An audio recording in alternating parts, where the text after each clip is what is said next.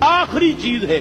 اس کے بعد بھی اگر آنکھ نہیں کھلتی کسی انسان کی تو میں نہیں سمجھتا کہ وہ اپنے گرد اس نے جو یہ فلا تزکوا انفسکم، اس نے جو اپنے گرد تزکیہ نفس کا ایک مصنوعی حالہ بنا لیا ہے، کبھی بھی وہ اس حالے سے نکل سکے گا اگر اس حدیث سے بھی آنکھ نہ کھلتی. اور وہ حدیث کیا ہے؟ اللہ نے حکم دیا حضرت جبرائیل کو فلاں فلاں بستیوں کو الٹ دو اس کے رہنے والوں سمیت، کہ حضرت جبرائیل عرض کرتے ہیں کہ اللہ فلاں بستی کو الٹ دوں، اس میں تو تیرا فلاں بندہ بھی ہے جس نے پلک جھپکنے جتنی دیر بھی معصیت میں بسر نہیں کی. لیکن حکم کیا ہوا بارگاہ خداوندی سے؟ قال فقال، حضور نے فرمایا اللہ تعالیٰ نے حکم دیا جبرائیل کو اقلب علیہ وعلیہ، الٹو اس بستی کو، پہلے اس بدبخت پر پھر دوسروں پر. کیوں؟